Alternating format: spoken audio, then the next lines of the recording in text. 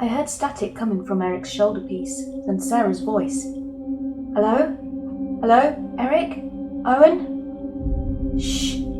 Eric almost spit into the mic. We're in a bit of trouble here, Sarah. We were attacked by BioB and Flo. Had to retreat into the old tunnels.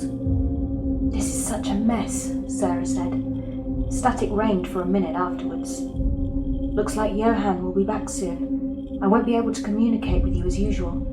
Maybe I can tap into the monitor system that the old laboratories have, if they're still operational.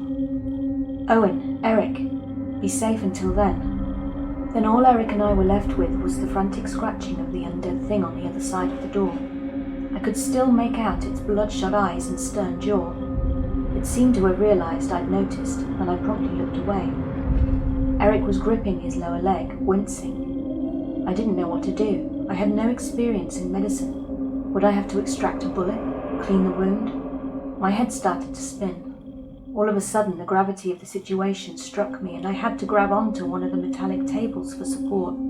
I know you're scared right now. I won't call you kid because I know that pisses people off, but I've been in tougher spots before. This is maybe 4 out of 10. What the hell do we do now, Eric? You're wounded and there's a zombie just begging to get in and rip us to shreds. Relax, Eric said. We can't do anything about my leg, not right this second anyway, but we have to find a way out of here. That's our number one priority. I scanned the room, trying to calm down like Eric said. There were a bunch of very old-style computers on the metal tables. I could tell they were working, or at least they had electricity flowing through them, because of the sounds that they were making. I went to one of them and pressed a random button. The screen lit up, revealing a log of some sort, by someone with the initials BB. When we set up shop here, the company I work for, I mean, we tried exploring this tunnel and mapping out the old laboratories. Lost a lot of men those few weeks we tried. No matter how veteran you are, you learn to fear this place. Well, coming in here wasn't my first choice either, I replied. You should rest up for a bit while I read this log. It might give us some insight into what we're about to head into. I went to the very first entry so that I could have some context. It said, I can't believe I fought for my country. My reward was an afterlife that no normal human could even begin to fathom. I died in the desert. Why should any person have any knowledge of their own death? Not only did I die, but I woke up in a laboratory, in a tube. My own brother stood looking at me through it. His face was blurry and out of shape. I could tell that when people walk in, that he acted like he doesn't know me.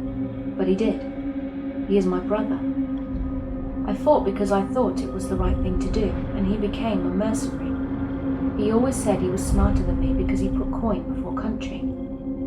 I heard what they said, that I'd died in the desert, and the government takes the bodies of those who have signed up with the CEP program. Nobody knows when they sign up, what they're signing up for, just that your body will be used after death. I guess I didn't read the fine print, that I'd been made to be alive again as they use it. My sister walked in, talked to my brother, not even making eye contact with me, the tube. I vowed that even though I was just a body in a tube then, worse than a fetus, I would become fully human. I'd escape and make them pay for abandoning me. I didn't have enough time to properly react or read the next entry.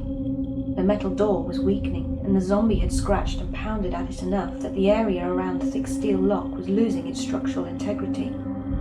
Without thinking, I helped Eric up and led him to the door on the opposite side of the room. Despite reading what I did and realizing why Eric hesitated a while ago, only to tell me that Flo was the only one to escape the pens. It clearly wasn't a betrayal or anything like that, but it did make me stop and pause and wait. What the hell? Sarah had 2 brothers she never told me about. This was basically my line of thinking at the time. Maybe that's why I was angry at Eric, because Sarah, for whatever reason, concealed the fact that she had 2 brothers. Concealed the fact that she had a whole other life. The laboratory was one thing, but this? My emotions took over in the moment, especially anger, and I tried to suppress them as I opened the large metal door and shuffled Eric through. I closed and locked the door and struggled to push one of the heavy metal tables in front of it. After the fear dissipated, my anger subsided a bit. Eric was looking at me, which brought it back in waves. What the hell is your problem? Eric asked in a harsh voice. Nothing. You always say nothing when it's something, he said and laughed. I saw the look on your face as you read whatever it was on that computer. It's not important right now. Both of us have to get out of here. You need medical attention. I need to get out of here before Johan comes back. Yeah, Johan will kill you if he sees you down here. Civilians are to be shot on sight. Otherwise the secret won't be much of a secret anymore. I thought about saying something concerning the nature of secrets in general, but figured it would be too obvious. I didn't know what to do with this information. I liked Eric, but if I let on that I knew his secret, who knew what he might be capable of? Biobe was his brother, Sarah was his sister, and everything had fucked up written all over it. I honestly didn't know what to do. We shuffled to a set of stairs leading up. So many entrances and exits to this place. There's no telling where this one will lead to. I've used a couple so far, but never from the old laboratories. We need to be careful. Then another undead thing came crawling down the stairs, its claws clinking against the metal. Its eyes glared at me, red and murky, as if it thought me more of a sufficient meal than Eric. It crawled down slowly.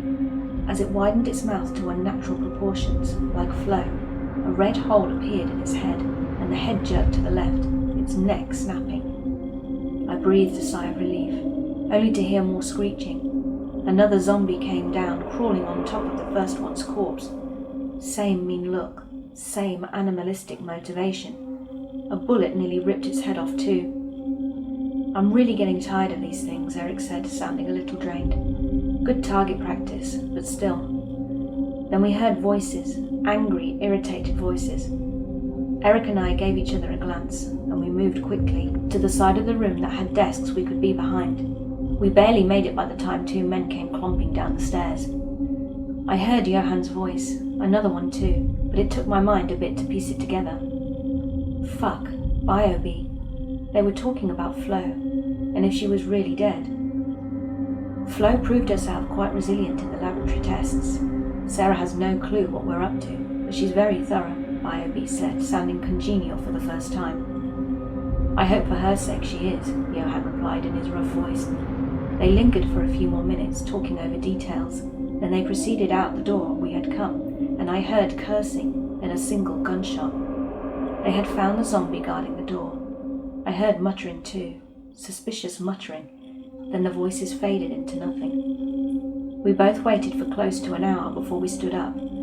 I quickly went to the door Johan and Biobe opened and locked it. It seemed fruitless, but it would buy Eric and I a few necessary seconds. I led him to the set of stairs, pushed a button that went from red to green, and saw a trap door opening into what looked like a fairly luxurious house. I could use a nap on a fancy bed, Eric said, chuckling to himself. We slowly made it up the stairs, and the first thing I noticed was all the tubes lining the room we found ourselves in. Tubes with dead bodies whose chins rested on their chests in a twisted yet somehow beautiful repose.